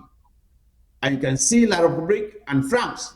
La Republique is sitting there, fat stomach, taking all the food, taking all the food. Ambazonia is growing thinner and thinner, but they are not satisfied. The more you feed, the more they want. The more you feed, the more they want. So, Dr. Tenjo, I don't know what more to say because Okay. it is just What pathetic. what I will say here is that the government structure of the political structure of Cameroon has been suffering from what we call political kwashiorkor, where at every stage we are rendered to every stage is designed to put the southern Cameroonians in a position of begging. They are Mhm. devastated to an extent that there is nothing they can offer and manipulated to always be there expecting from the crumbs that fall from the table from La Republique. You saw it when we were in in a federation. The Southern Cameroons, I used to hear, they told me that the postal system was a superb system where mails were delivered to people's doors, houses were numbered, streets were constructed and numbered. The public works department was constantly on the road, filling all the Mhm. potholes. People were Yes, driving and yes. everything was fine. And then they came to a unitary state because they enjoyed our style, our lifestyle in South Africa, and they did not like it, and they wanted to destroy it. That is when the Mhm. unitary state came on, and they formed a United Republic of Cameroon, and eventually, the guy, Paul Biya, changed it to La République, which was a natural cessation from the Mhm. Union, because La Yes. République is the Cameroon that was taken under the French rule, while Southern Cameroon was under the British rule. So with these two, this system, our system being obliterated from the map, from the political map of Cameroon, of Cameroon. So this automatically make us independent. We are an Mhm. independent country. Yes. So this assimilation has been progressive. They started from the federation to the unitary state and eventually La Republic. And that is why Mhm. our education system has been assimilated, political life has been assimilated, everything has been assimilated. Talking about the young Ambazonians or young Southern Cameroonians who are really smart, I commend them for being smart people. We are very smart people. Mhm. But one thing that has happened is that we have been left without any choice because based on employment in that country, 2% of employment comes to us. 98% of employment goes to them. There is Yes. no regional balance in the appointments. There's no regional Mhm. balance in every form of in any form of office. Nothing. There's no Nothing. regional Nothing. balance in everything. Everything is so destabilized in such a way Even that the highest civil servant that is supposed to come from our territory, being the prime minister, he's just he has no powers. He he can't has no even create. powers. He cannot create an elementary school. He cannot create a primary No, school. John Gute, he no, cannot authorize that, okay, start a primary school here, because even in the office where he is, his secretary, who is a French Cameroonian, has more powers than himself. He's just an exactly. errand boy. Aaron Yeah, he's Boy. moving around with his pants like someone who is about to go to the bathroom, but he has You no know, powers. Huh? I read something last week. I think it was 2 weeks ago. It was a fortnight ago about Dion Gote being the prime minister. His function is to attend funerals, representing the president in funerals, and then Oh and God. then and then the God. senate and the other people can attend or part occasions that I mean, yeah, So but he his is a function is funeral director for Paul for Biya. the president. Yes. So what I was saying is that our political system, now within the CPDM, let me tell you something that is happening within the CPDM. They do not go for any primaries to select the parliamentarians or councillors or who. They appoint from the Mhm. central committee of the party.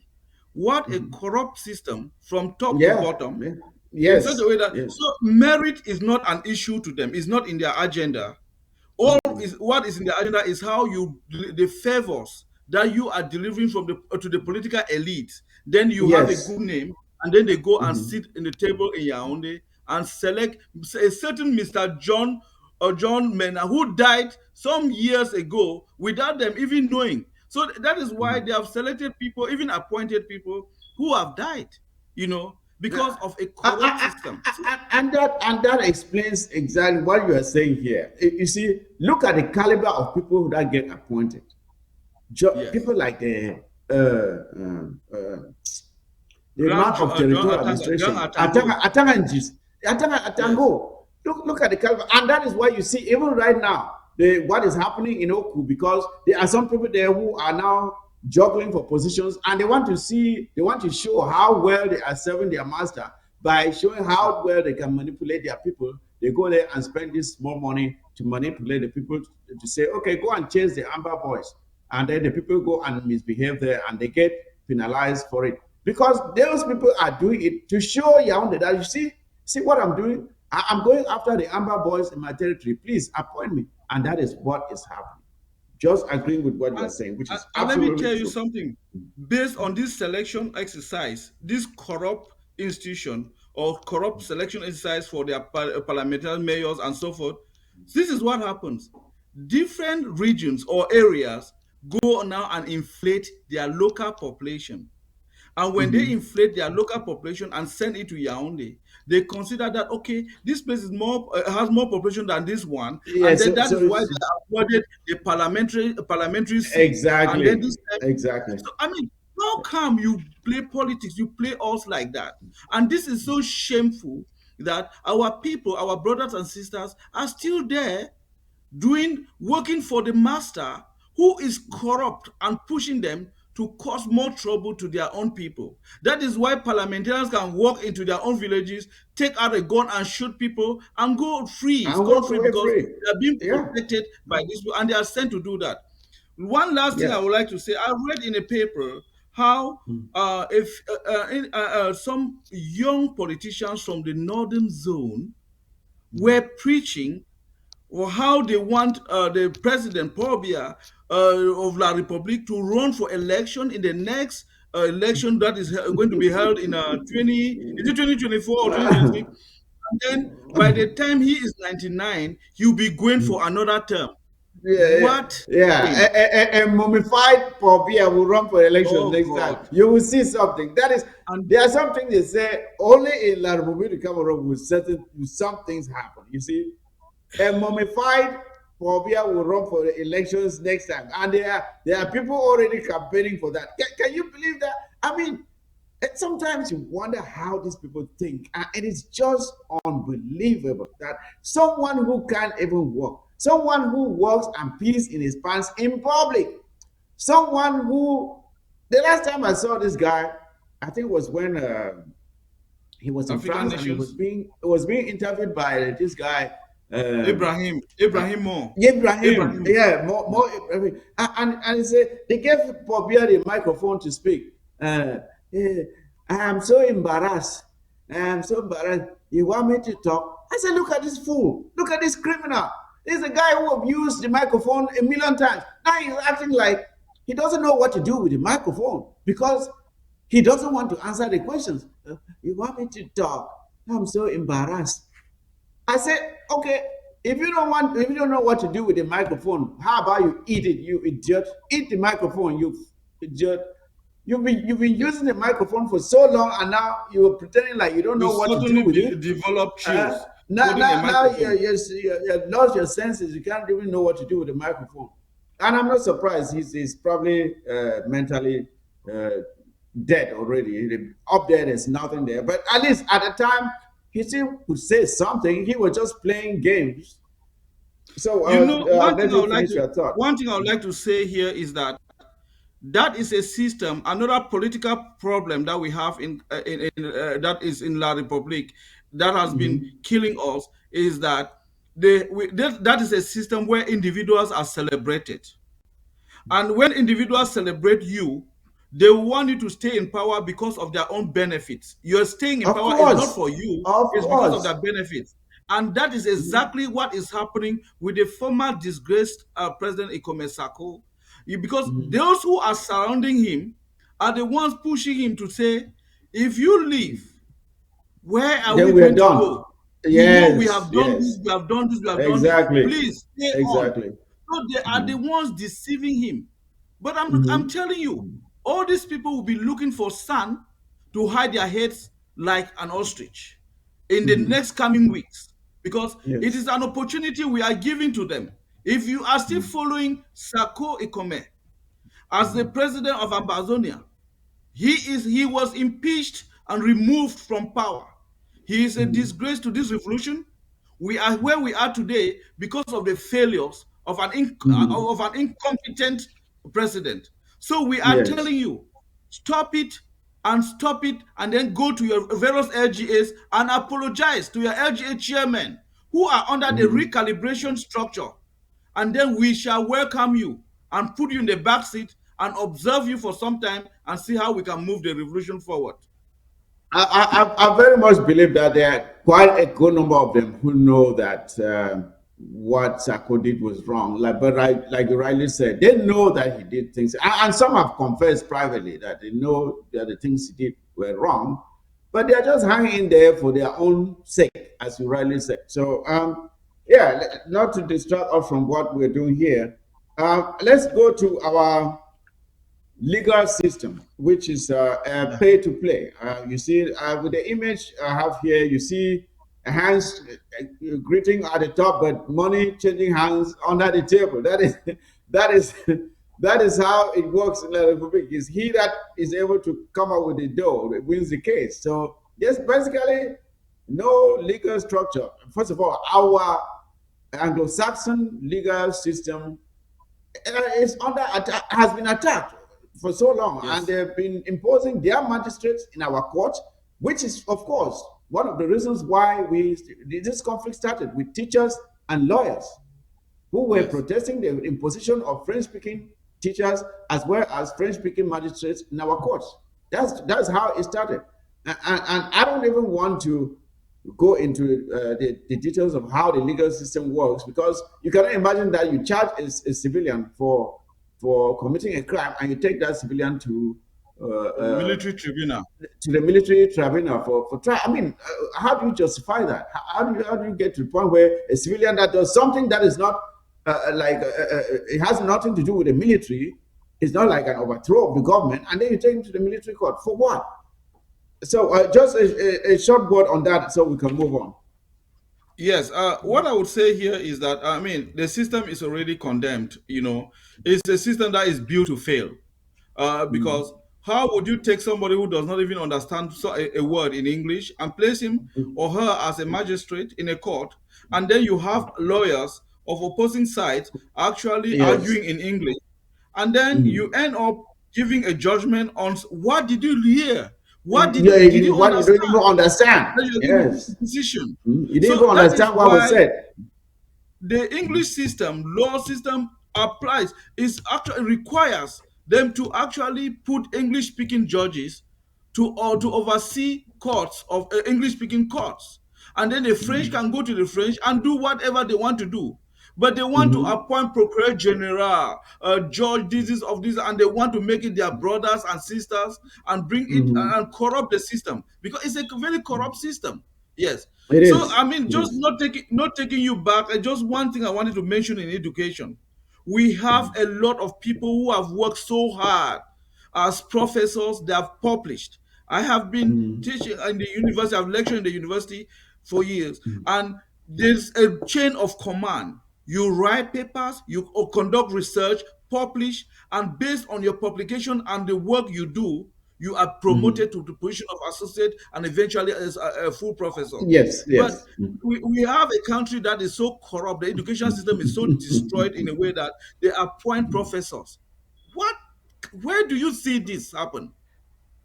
Anyway, the whole system. That is why corruption is the cancer that eats into the marrow of any society. It eats into the very heart of every society because it corrupts everything. It even the church, right down to the church, is corrupt. Yes. And when you have such a society, there's nothing good that can come out of it. Nothing. Yes. Yes. Projects that are signed. You see projects. You look at projects that were authorized, but they were not executed. And you go and there are documents showing that those projects were executed and completed, and Exactly. somebody was paid for it. So how can you advance in such a system? It's you have to start by completely scraping the political structure, because it is with politics that those decisions are made. You have Yes. to scrape the political structure and re-establish it so it renders accountable service to Accountability. the people. Yes. Yes. Yes. So now let's look at what La Republica has given us. I knew this presentation was going to be a bit lengthy, but we have to go through it because Ambazonians need to know how we have suffered under these people. Mhm. What did they give us? They gave us the destruction of our economy. That's the next slide. Yes. They gave us the destruction of our economy. They gave us poor, dilapidated structures. They gave us a dictatorial and a corrupt political structure, which these are things we've talked about already. They gave us a destroyed legal system, just what we said here. They gave us alcoholism, big one, alcoholism. Yes. Everything is seen, they see everything through the bottom of an empty bottle of beer. Yes. Yes, when they've drunk all and they can look through the bottom of the beer and see, that means, okay, that's how they see the world. They gave us poverty and misery. They gave us unemployment. They gave us high crime, because when there's poverty, there's crime, because people are trying to survive. They gave us Yes. moral decay, uh, lack of basic necessities like water and electricity. They gave us corruption, basic infrastructure like good schools. We don't have. They gave us corruption at the highest level. I don't know if we are first or second most corrupt country in the world. I think we're right there. And of course, last but not the least, They gave us war and death, which is what we are suffering now. So Yes. that is that this is the record that the report card that we have of our cohabitation with La Republique for the past 60 years. That is what they have given us. And what we are now asking those of our brothers and sisters who continue to betray us to the Republic, is this really what you want us to continue to endure? Is this where is the hope? There is just a state of hopelessness in the people. And personally, when I look at it, I don't see any light at the end of the tunnel, because the very people that are doing this thing are preparing themselves to continue leading for the foreseeable future. Even as Pobia is going down the drain, they are preparing Gongo or whoever else they are going to put in place. Where then is the hope for the future? Dr. Chenjo, your words on this. Um, it is really devastating. Um, I was in a funeral about a year ago, and in that funeral, it was a hall, and there were about 1,000 people in that funeral, in a hall. I had a younger brother, a young man who was with me. He turned around and told me, "Brother, do you know something that I'm seeing?" I said, "No." Say, if these people here, only this number of people here in this hall, 1,000 of them, can commit to the cause of Ambazonia, we shall prevail in the shortest time possible. I turn around and look at my younger brother and say, "Why did you say this?" He said, "I've said this because I see the same people crying every day about our struggle. But many are out there just moving around and doing nothing Yeah, and making yeah. stories about our struggle." But why am I saying this? Ambazonians, look at the report card that has been presented here. Poverty, war, moral decadence, educational destruction, legal system destroyed, educational system destroyed, our lives destroyed, our villages demolished, everything destroyed, our people put on in forced refugee camps, our people forced out of their houses, put Culturally. in standard conditions. But we still have 98% of Ambazonians moving out there and creating one story from another. People who have never contributed a dime to this revolution, but they are able Yes. to sit in a beer parlor and take a VIP table and pay 1,500 a night, but they cannot contribute $20 to support this revolution. All they say is, "Oh, you see, Sako did this, or you see, the new president has come, and this one did it. Will you people succeed?" Why would you sit and be pessimistic about things when you cannot even take care, you cannot even Contribute seek it and anything. see how you can contribute and say make things change? And some of them say, "I'm not in that your thing, because when things will be fixed, I'll come in." Who do you expect to fix things? Let me tell you something. This morning, I was so offended by someone whom I believe that could have advised me on things, on how things can happen. Yes. And this guy told me that you are in this government and you are pursuing things because it appears you is that appears that you guys are buying positions. I look at him, I said, "Do you in your dreams feel that my contributions to this revolution is because of contributions?" I was downcast this morning. I was so No, you don't have to devastated be. You don't have to be. by, by the You don't statement. have Because you don't have to be. You don't have to be, because people like that may say, you may think they are just being cynical, but you may be surprised just how ignorant they are. Because when I look at even some of the ministers that they call back home, and I look at their lifestyles, I don't envy them. I really don't envy them. Because why? Why should I? you see a man like Atanji is walking around there looking like someone who is just I don't even know. And what my lifestyle here, you think I'd live one? If I have to live here to go and serve Ambazonia back home, it will be a sacrifice compared to what Yes. my lifestyle here. It Yeah. will be a sacrifice because there's no salary that will be paid me there that will match. None. I have a So good paying if job. so, I have a good people should profession. understand. Well, let's have these structures in place. The only thing someone like myself I'm interested in is making sure that we have structures in place that will Yes. guarantee real democracy. When we have the Sure. right structures in place, I don't care who is there to serve. Anybody can Yes. compete and serve.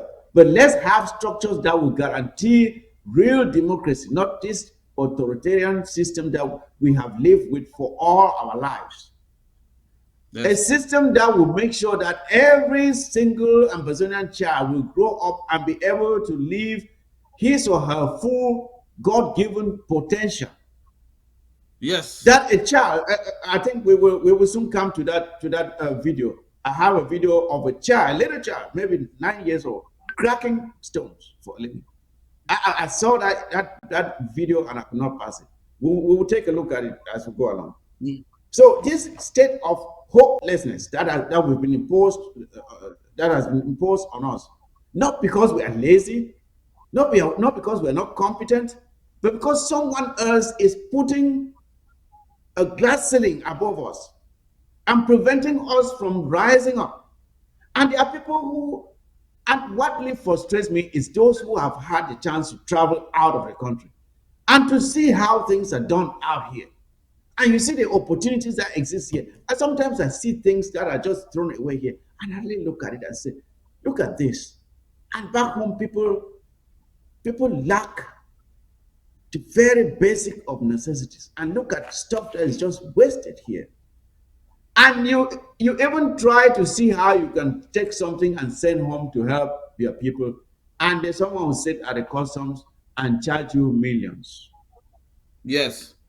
completely oblivious of what you are trying to do to help even lift people up.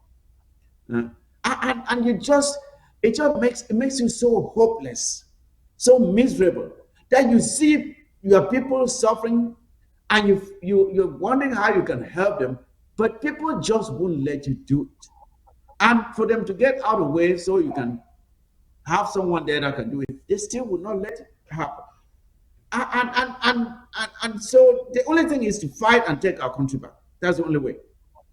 We have to Yes. fight and Absolutely. take it because our destiny depends on it. Yes, That is yes, the only our way out. country. We need our Yes. country back. We need to live life straight and do things right. We don't want to do things in the opposite way. We actually have lived in the developed world and we know how things are done. And Ambazonia is going to be a great country. And we're a country where you're going to see democracy practiced to every, even to the grassroots. Everything is going to be done in a way that, yeah, I know that perfection is not achievable, but we'll try to do what is right for our people. Our people have suffered for so many years. Some have died in agony, and a lot of people have sacrificed their lives for this struggle. And we must stand firm and make sure that we support and pray and fight to make sure that their blood is not shed for nothing, is not Mhm. lost for nothing. So we have Mhm. to stand by the people, our people. Yes, a lot of Ambazonians are out there doubting, the doubting Thomases. I'm appealing Mhm. to you through this media. I'm looking straight into your eyes and telling you, this is a struggle for our people. It is not a struggle for myself. It's not a struggle for Chairman sitting here. Chairman Fusi is not a struggle for him. It's a struggle for all of us, and we must concert our effort. We must work in a concerted manner in order to prevail. It is going to be progressive as we move, but surely we shall get to the end of it. No matter how many people, if people are standing, but we believe that we are going to be the last men standing when it comes to this revolution, because it is our revolution. It is a revolution of the people. Yes. Imagine the number of villages that have been burned down. Imagine the number of lives that have been lost. Imagine everything, all the social, economic, and political structures that we have all lost. You think that we just sit and let things happen? And let me tell this to Ambazonians. If we lose this war, if we lose this struggle, everybody, English is never going to be a language in Cameroon. Let me tell you that. We are going to be reduced to the worst conditions. You will never see anybody of English origin, I mean, they're out there to do anything in Ambazonia. We are going to be reduced to the greatest beggars in the world. We are going to be Yes. enslaved. We are going to be working in their plantations. Even the highest qualification for you to work in their plantation will be a PhD. Yes, which means that Last those week, of you who are not last even week, educated to that level, those who are not even educated to that level, you do not even stand a chance to work in the plantation of the French yeah, people yeah, of La Republique. yeah. So just imagine the conditions on which you will be subjected to if you do not even have a PhD to work in the nation as So, a laborer. So just imagine where we are going to be. So that is an analogy. I'm just expressing it figuratively so that you can understand the kind of suffering that we are going to be in it, and then you know what it is. Jump into the bus and let us ride to Boya. That is what I'm appealing to Ambazonians. and thank you for that, Dr. Tenjo. And you see, the when I look at the hopelessness in the eyes of the youth, I don't know if our technician can put up the video of that little kid cracking those Kennels. rocks, yeah, cracking rocks for Okay. concrete. Little kid, he can barely lift the hammer. I don't know if that video is there, but if not, I'll have two other videos that I want us to take a look at. One being Okay. when we came out in 2017 in our Mm-hmm. numbers with peace plans, and we were simply expressing using our civic rights to demonstrate and to show that we are not happy with the status quo and that we want better conditions. And the response was the deployment of helicopter gunships that came out, and I think about 200 of our citizens were mowed down on that day.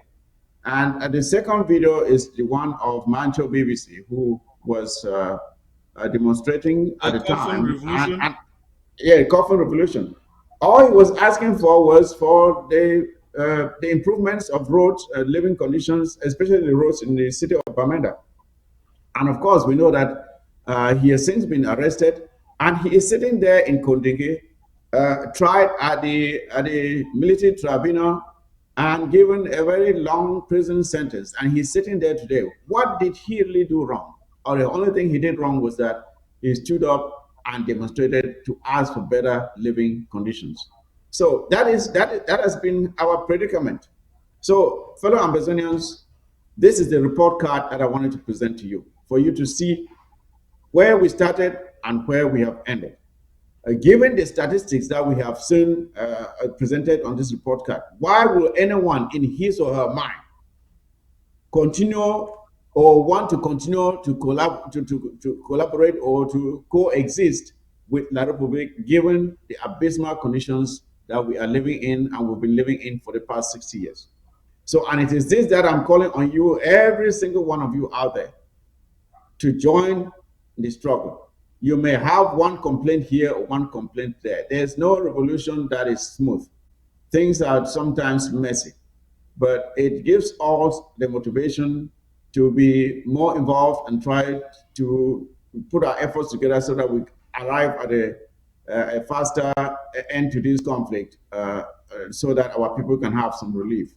So, with regards to that, again, I would like to remind you all of the uh, the reward that was presented to you last month, and which the Expendables of Dian won this trophy. We are preparing for the next launch of the next award at the end of this month. And we are calling on you to continue to support our fighters. I have an account, account information that will be presented next week. That those of you who have the means to chip in to support the program, you can chip in to support it. But we are looking forward to crowning the next winner of the most productive fighting force on ground zero by the end of this month. So again, I really thank you for spending time with us today. And I know it's been a bit lengthy, and because of the material was really large. So, Dr. Tenjo, your final words so we can end the show for today. I think it's been a long day. Okay, thank you, Chairman Mike. I want to appeal to Ambazonians that we are in this struggle because we love our people, and we need to pursue it until we get to a logical end of this struggle.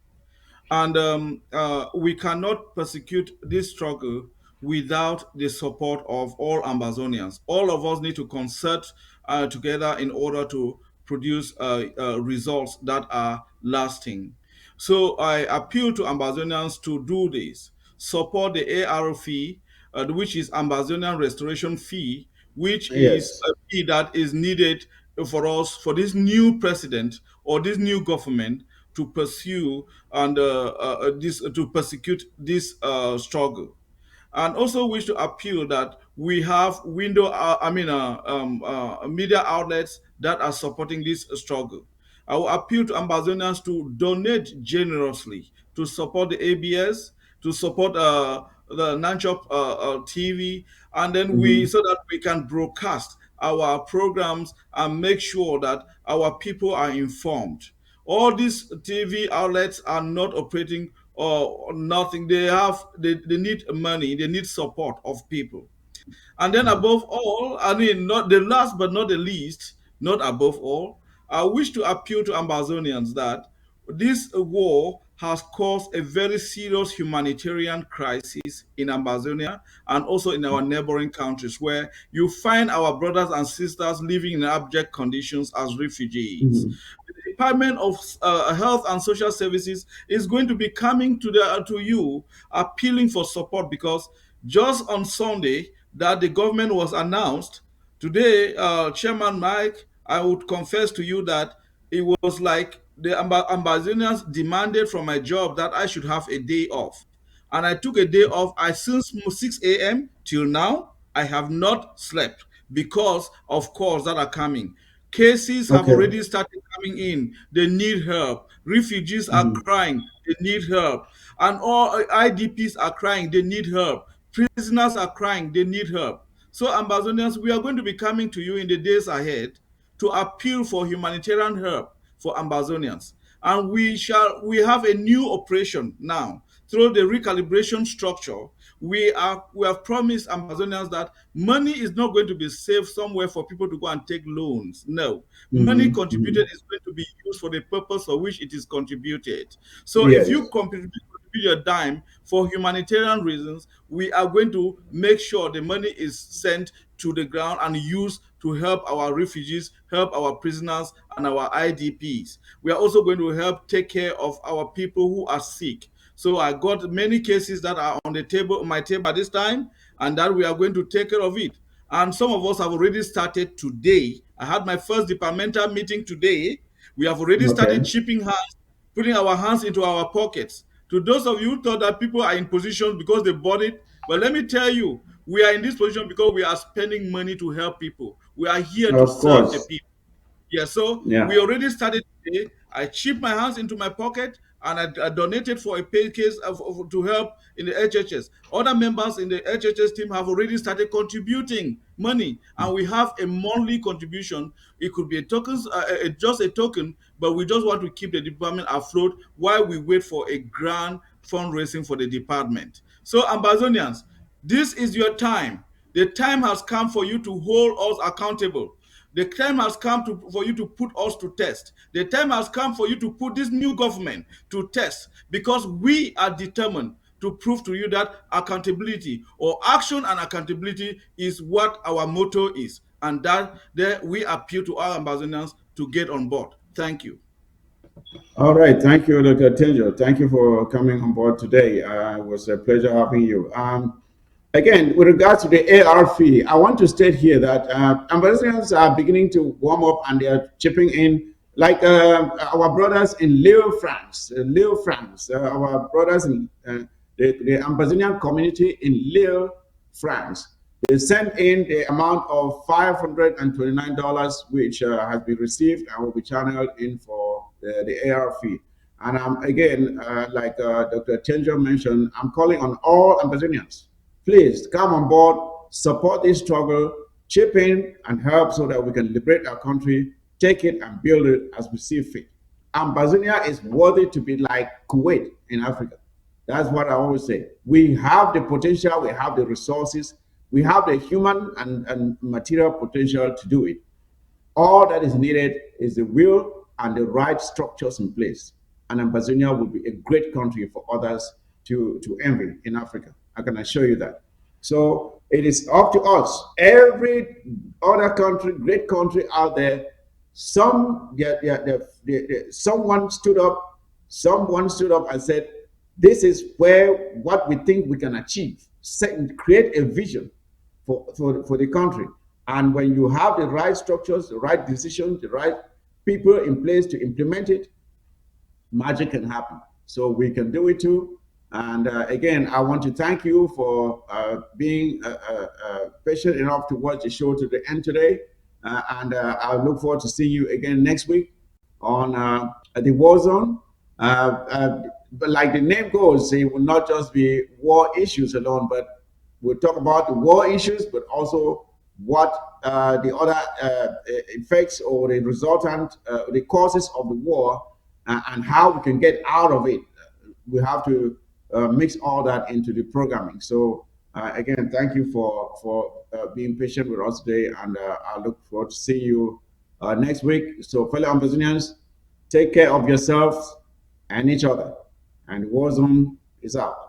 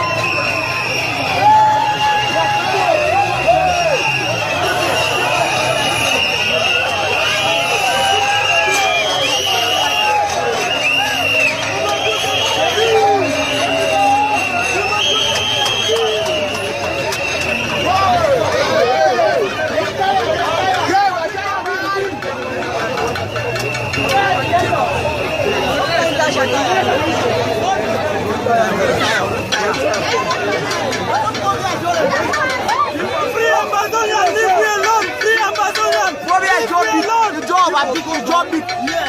That one will go.